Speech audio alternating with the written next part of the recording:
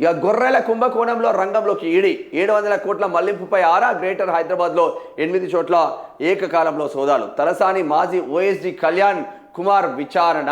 ED కార్యాలయానికి వచ్చిన కళ్యాణ్ కుమార్ రాష్ట్రంలో సంచలనం సృష్టించిన గొర్రెల పంపిణీ పథకం కుంభకోణంలో ఎన్ఫోర్స్మెంట్ డైరెక్టర్ గ్రేటర్ హైదరాబాద్లో పలు ప్రాంతాల్లో బుధవారం సోదాలు నిర్వహించింది. పశుసంవర్ధక శాఖ మాజీ మంత్రి తలసాని శ్రీనివాస్ యాదవ్కు గతంలో ఓఎస్డీగా పనిచేసిన గుండమారాజు కళ్యాణ్ కుమార్, రాష్ట్ర గొర్రెల మేకల అభివృద్ధి సమాఖ్య పూర్వ ఎండి సభావత్ రామచందర్ నాయక్ ఇక వాళ్ళిద్దరి పైన ఫోకస్ పెట్టింది. ఈ గొర్రెలది ఏదైతే ఉందో 700 కోట్ల స్కాము, ఇది మన తలసాని శ్రీనివాస్ యాదవ్ మెడకు కూడా చుట్టుకునే అవకాశం ఉంది. మరి ఈ మెడకు చుట్టుకోవడంతోనే మరి గులాబీ కండువ తీసేసి 3 రంగుల కండువ వేసుకొని మంత్రి పదవులకి వెళ్తాడన్న చర్చ హైదరాబాద్లో గట్టిగానే నడుస్తుంది తలసాని శ్రీనివాస్ యాదవ్ పైన. ఇక బ్యారేజీల్లో లోపాలకు బాధ్యులెవరో కాళేశ్వరంపై నేడు జస్టిస్ ఘోష్ నివేదిక. నీటిపారుదల శాఖ కార్యదర్శికి అందజేత. 15 నెలల పాటు లోతుగా విచారించిన కమిషన్.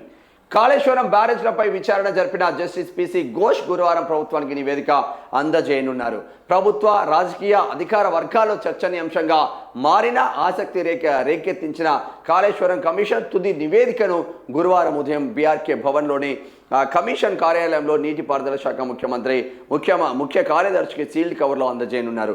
సంబంధిత వర్గాల ద్వారా తెలిసింది.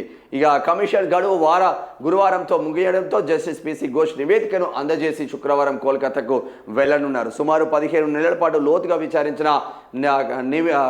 విచారించిన కమిషన్ నివేదికలో ఏముండబోతుంది అంటే ప్రభుత్వం ఏం చెప్తే గదే ఉండబోతుంది. ఏముండదు. ప్రభుత్వం మనం అనుకుంటాం ఆ కమిషన్ వేసిండ్లు, ఈ కమిషన్ వేసిండ్లు, ఇక మొత్తం ఏకి పీకి కట్టలు కట్టిండ్లు అని. ఏముండదు. ప్రభుత్వం ఏదైతే గిరిగిది రాయండి అంటే గది రాస్తారు, అలా పెడతారు. వాడిని ఇరికియాలంటే ఇరికిస్తారు, వాడిని తప్పియాలంటే తప్పిస్తారు. తప్పియాలంటే కమిషన్ ఎంక్వైరీ చేస్తాం, అలా ఏం రాలేదు కాబట్టి కేసీఆర్ మంచోడే.